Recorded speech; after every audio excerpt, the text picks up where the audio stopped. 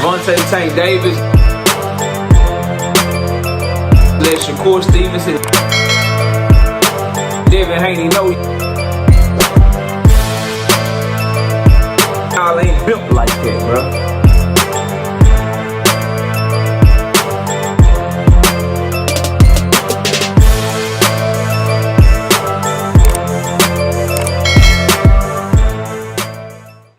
So, the lunch meeting that Premier Boxing Champions and Top Rank Boxing had that took place last week that Bob Arum first let the world in on, we now have some details from that meeting that have emerged that we want to talk about in this video.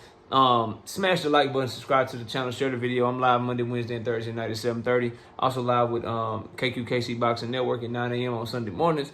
Join the channel as a member, drop super chats and super thanks when you come by the live streams and the videos that we do. And if you like to debate, the email address is knockoutboxing86@yahoo.com. But let's get to it, man. I'm going to read this article to y'all, and then I'm going to break it down and give y'all my thoughts on it. So, this article is from Lance Pugmire on BoxingScene.com, and this is what he said, bro. This is what he said, and this is from Bob Arum in an interview that he did with him. He says, there's no question about it that fights are better received when staged in the U.S., Arum told Boxing Scene on Tuesday. With the time difference, doing the fights outside the U.S. shouldn't be something that is done with great frequency. Every once in a while, okay, but the fans are here, and America deserves a robust fight schedule here in the U.S., just as the U.K. fans deserve a busy schedule over there. If you don't do good fights in the U.S., then boxing will die and wither away. So I'm absolutely in favor of trying to make the best fights we can here. PBC said about the meeting, whenever it's right, we'll work with anyone. If it's the right fight, we're more than happy to work with Top Rank. We talked about, and then Carl Moretti, speaking on the meeting as well, says we talked about Fondor Zayas and a bunch of fights. Let's see if they can come together, Carl Moretti said. He also said, Bob Arum came back and also told the interviewer, our business is making fights and PBC has good fighters we can make those fights with. Essentially, we'll work with anyone. Moretti said that the Top Rank PBC talks were fruitful from the standpoint that both sides resolved we're in the same boat, at least we're having a conversation. You look in-house first to see if you can make a quality fight or two for your fighters. That's checking both boxes. But if you can look elsewhere and find a bigger, better fight, that's what you look for. Listen, at the end of the day, for all of the top ranked fighters that got a name, their biggest and best fights is probably going to be a Premier Boxing Champion fighter. For all of the PBC fighters that have a big name, their biggest and best fights probably got some top ranked fighters involved. Let's just keep it 100, bro. So eliminating that barrier is only going to be better for boxing fans and only going to be better for you watching this video. I just find it funny that this news isn't as well received by American fight fans as Turki Al-Sheikh bringing UK promoters together. Like, and that's the shit that's odd when covering this sport and just watching the tribalistic nature and how people move and how they think and how they talk. Like, when Turki Al-Sheikh announces some fucking card in Saudi Arabia where it ain't but like one or two American fighters on it, and he's taking some of our biggest names and putting them in Saudi Arabia, people are excited and shit, right? They get happy about that shit. And a lot of those people are American fight fans. But when the two biggest companies in boxing with the best stables in boxing that happen to be based in America say, hey, we're about to come together and we're about to just make these fights and collaborate and see what we can do to come together. We're having meetings together. Our lawyers are sitting down with their lawyers. Carl Moretti is sitting down with Louis the Cuba Jr. Bob Arum is speaking on the shit. That shit is received with skepticism. It's received with like, yeah, that's good. Like, you know, like some hating ass like that. I can't really say it's bad because niggas know it's good. Right? But I can say, I can try to act like I'm not as enthusiastic about it as I am about shit that's lesser, that affects me less. Like if you got a channel, right? And this is why I think people just be so stupid, bro. If you got a channel here on YouTube and you based in America and you want to grow your channel, you want boxing to get popping so that boxing gets new fans. And with new fans, they probably fans of other sports. You know what sports fans do? A lot of sports fans watch a lot of YouTube content, right? And if boxing starts attracting more sports fans, guess what those sports fans are going to do? They're going to go to YouTube. Guess what they're going to do? They're going to say, oh, this fight is happening. This guy's good. Let me look him up on YouTube. What they saying about him on YouTube? That's going to drive more traffic to your channel. If you got one based here in America, it's going to drive more traffic to my channel. So selfishly, this is something that all YouTube channels based in America should be excited about. But because of narrative-based content, because of agendas that certain content creators have, this is something that they're trying to act like they're not too excited about, when it's really the biggest bombshell to drop in boxing that we've had in years. This is bigger than anything that Golden Boy or Turkey or Eddie Hearn or Matchroom can do, because they just don't have the inventory. We got two companies with inventory coming together, and the sky's the limit. Now, when I said earlier in this video that Premier Boxing Champions, all their fighters, big fights, probably got a Top Rank fighter involved, and I said vice versa for Top Rank, let's do the math on it, right? Let's start looking at these divisions. The best 154-pound fighter that Xander Zayas got, that Top Rank got, is Xander Zayas. What's his title opportunity? He's the #1 contender within the WBO, about to be their mandatory. Well, guess what? Sebastian Fundora is his biggest opportunity, because that'll give him an opportunity to be a world champion and a unified champion if he's able to capture the WBC and WBO. That's the biggest fight that Top Rank can make for Xander Zayas. Look at the middleweight division. Janabek Alam Kanuli is already a unified champion. What's the biggest fights for him in his division? The other champions in his division, who happen to be Erislandy Lara and Carlos Adames. Who are they signed to? Who are they signed to? Oh, I forgot. They signed the Premier Boxing Champions. The biggest fight for Tank Davis, right? Two of the four biggest fights for Tank Davis at 135 pounds both reside under the Top Rank banner. Obviously, the Lamont Roach rematch is a huge fight. The Shakur Stevenson rematch is a huge... the Shakur Stevenson fight is a huge fight.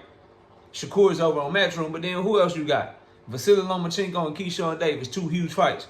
Who they both fight under? Top Rank. Look at those possibilities, bro. And vice versa for Top Rank and Keyshawn and Loma. Their biggest fight, everybody in the lightweight division, 140 pounds, their biggest fight is Tank Davis. Where does he reside? Goddamn 130, goddamn Premier Boxing Champions, bro. So the fact that they said they're talking about a bunch of fights, obviously we know they're talking about O'Shaquie and Stephen Fulton.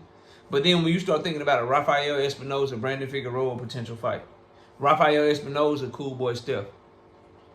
You know what I mean? Fucking Emmanuel Navarrete, Cool Boy Steph. Emmanuel Navarrete, O'Shaquie Foster, that's an in-house fight for Top Rank. But still a great fight. When you start thinking about what these fights can be, you think Artur Beterbiev at 175 pounds, win, lose, or draw against Dimitri Bivol, you still got Beterbiev for as long as he's fighting, who's a huge name at 175 pounds. You got Benavidez over there. You got David Morrell over there at PBC and Top Rank. Top Rank ain't got no 175-pound fights for motherfucking Artur Beterbiev. That gives him an opportunity to be in big fights. Give Benavidez the opportunity to be in big fights. I believe they still got Joe Smith Jr. over there at Top Rank. David Benavidez, Joe Smith Jr. David Morrell, Joe Smith Jr. Shit, the super middleweight division, PBC got Caleb Plant. Jamal Charlo just moved up to the division. Top Rank got Jaime Munguia. They got motherfucking Christian Mbile over there. Ain't nobody else going to be able to offer you the type of boxing content that these two companies will be able to offer you when/if they come together. So I don't understand why you wouldn't be excited about that. And guess what? They're American-based companies that do the majority of their business in America. It gives us opportunities to go to more fights, more fight parties, more fights during prime time hours when we want to fight them. We've been having to watch a lot of our content at 10 a.m. in the morning, 11 a.m. in the morning. Main event start at 4 p.m. and shit on a Saturday. Now you get back to being able to enjoy your Saturday, and the car don't come on till 8 o'clock at night. You can get your Saturday out the way. Get your honey-do list out the way for those of us that got wives and shit. All right? For those of us that got children and shit, you can go do your brunch. You know what I'm saying? Go to your early dinner. Stop by the liquor store if that's your thing. You know what I mean? Stop by and holler at your homie for that pack if that's your thing, and you be able to chill. You know, like we used to in the 2000s and shit. 2010s and shit. All right? That's what we get back to with this merger, but people acting like this shit ain't good. I can't be more excited for this. This is the best. Honestly, bro, when I think longevity, I think long term, I think the health of the sport of here in America for American boxing, I think for the health of this channel, the growth of this channel, being able to deliver in you know, a lot of different content where fights become huger, cards become even better, and American boxing is kicking ass. This is great news for this channel and any channel based in America. You as an American fight fan, the fact that American is going to continue to be the hub of boxing, shit, you would think this would be something that people are more excited about. And what they said about the fights being in America, if you ain't putting on good fights in America, the sport is going to die. Just look at the facts here, bro. Tank Davis and Lamont Roach did 260,000 pay-per-view buys here in America alone. Worldwide numbers, obviously way more than that. But here in America, they did 260,000 pay-per-view buys. Boxing is a world sport, but globally, the card of the century did 340,000 pay-per-view buys and generated less money worldwide than Tank vs. Roach generated in America by itself. Let that shit sink in as I get ready to end this video. That card with Beterbiev and Bivol Part 2 that was a week before the Tank and Lamont Roach card generated 340,000 pay-per-view buys worldwide, even though it only cost $25 here in America. It only sold 45,000 here in America. I'm going to do a whole nother video on that. But worldwide, it generated like $8 million in revenue, give or take. Tank and Roach generated $20 million in pay-per-view money, plus a $7.5 million live gate. That fight generated close to $30 million in revenue because they tapped into the American market. So you can go over there, you can put your card in the UK, put your card in Saudi Arabia. Make people watch it during odd-ass hours. It's going to underperform. It's going to make you lose money because America is king when it comes to this boxing shit. Always has been, always will be, bro. Because the American fight fans over here and the Mexican-American fans over here, right? We the biggest consumers of boxing. We going to buy that shit. We going to go to that shit.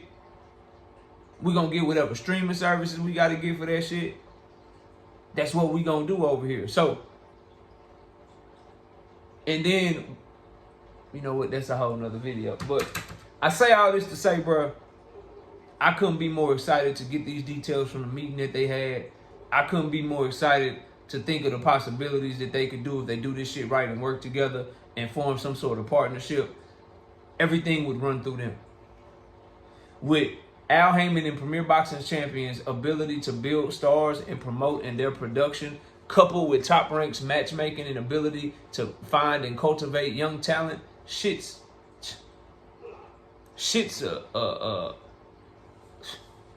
everything that Top Rank is the strongest at, that PBC may not be focused on or may not be the best at, they could help each other in that regard. Everything that PBC is the strongest at, that Top Rank is not the best at, they can help them there. That shit together is a monster. It's a monster, bro. But y'all let me know what y'all think. Comment below, smash like, sub to the channel.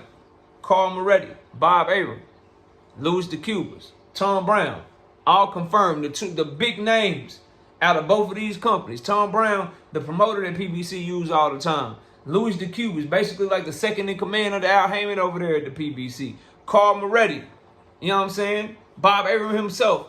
Big names from both companies letting it be known, yeah, we coming. I can't wait to see what's going down. Y'all let me know what y'all think. Comment below, smash the like, sub to the channel. I'll see y'all soon. Peace. Gervonta Tank Davis. Let Shakur Stevenson. Devin Haney know y'all ain't built like that, bro.